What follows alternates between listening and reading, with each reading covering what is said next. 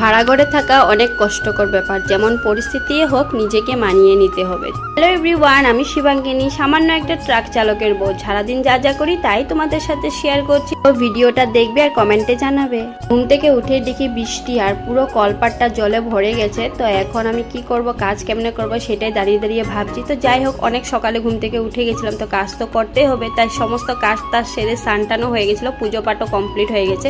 তো চলে আসলাম ছেলে টিফিন বানানোর জন্য। তো এখানে গরম জল বসালাম ছেলের জন্য, আর আমিও সকালে গরম জল খেয়ে নিই, আমার অনেকটাই গ্যাসের প্রবলেম।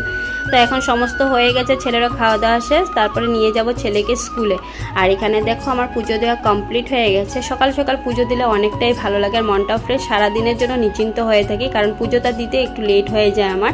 তো এখানে পুজো দেওয়া শেষ হয়ে গেছে, তারপরে চলে গেলাম বাবুকে স্কুলে দিতে। বাবুকে স্কুল থেকে এসে দেখি আমার ডাবু দেখো, ও একদম আগে আগে যাচ্ছে, ওর দাদার মানে কাজটা ডিউটিটা কমপ্লিট করলো, তো ও চলে যাচ্ছে এখন ঘরে। তারপর তো স্কুল থেকে এসে মানে আমার এতটাই কোমর ব্যথা করছে, কি করব, আর কোমর ব্যথা অনেকটাই আমি কষ্ট পাচ্ছি। আর সি সেকশন হওয়ার পর থেকে মানে আমার এতটাই কোমর ব্যথা করে, মানে কি বলবো, তিনটা অপারেশন হয়ে গেছে, তার জন্য মনে হয়। তো উপায় নেই, ব্যথা নিয়ে তারপরে একটু শুয়ে থাকলাম। তো খেয়ে নিচ্ছি এখন রুটি আমি আর ডাব্বু। আর আমার রুম হলো তিনটা, এই তিনটা রুমের ভিতরেই আমি যা যা করি তাই তোমাদের সাথে শেয়ার করি। আর তাই তোমরা কিন্তু আমাকে অনেক অনেক ভালোবাসা দিয়েছো, যতটুকু পারি অতটুকু চেষ্টা করি তোমাদের সাথে ভিডিওগুলো দেওয়ার জন্য। তো আর কি করব বলো। তো এখানে অনেকটাই ডাব্বুর সাথে খেলাধুলা করলাম, ডাব্বু ঘুমিয়ে আছে। আর এরকমই তোমরা সবাই আমার পাশে থাকবে। অনেক দিন ধরে নিজের যত্নটা নেওয়া হচ্ছিল না, তো আজকে একটু সময় পেলাম, ডাব্বু ঘুমিয়ে আছে, আর তার জন্য একটু হালকা হালকা ওয়েদারও খারাপ, তো আর ওরকম করে কোনো কাম নেই, তো ভাবলাম নিজেকে একটু যত্ন নিই। তো এখানে নেল পলিশটা অনেক দিন ধরে লাগানো হয় নাই, তাই একটু বসে বসে নেল পলিশটা লাগিয়ে নিচ্ছি। আর একটু সাজগোজ নিজেও করে থাকলে ভালো লাগে, ফুর্তি ফুর্তি লাগে। কিন্তু যাই হোক, সময়ের মতে মানে আমি কাজ করতেই পারি না। তো ডাব্বুও পরে দিয়ে ঘুম থেকে উঠে গেছে, এখন আমি বিছানা তুলে নিচ্ছি, কারণ বিছানা না তোলার আগেও ঘুমিয়ে গেছে। আর ওকে আমি ডিস্টার্ব করিনি, কারণ ও ঘুমটা আমি বাচ্চাদের পুরা হলে সারাদিনে মানে নিশ্চিন্ত থাকে ওরা, কারণ না হলে সারাদিন কাঁদতেই থাকবে ঘুম যদি বাচ্চাদের পুরো না হয়।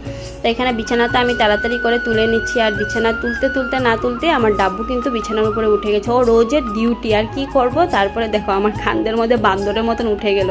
তো এইসব করতে অনেকটাই ভালোবাসে, ওর সাথে মানে এইসব করেই খেলাধুলা করে ও খুব ফুর্তি থাকবে। তো এখানে একটু ওকে কুলে নিলাম, নিয়ে আমার কাঁধে অল্প ঝুলে নিল। তারপরে তো ওর স্নান টান কমপ্লিট হয়ে গেছে। তো এখন রান্নাঘরে গিয়ে রান্নাটাও হয়েই গেছিলো মোটামুটি, সব ডাব্বু ঘুমিয়ে থাকাতে অবস্থাতে মানে সমস্ত কিছু করে নিলাম। তো মিষ্টি কুমড়োর ফ্রাই সকালেরই ছিল, ভাত আর শুধু সিম্পল খাওয়া বানালাম, মাছ আলু দিয়ে তরকারি।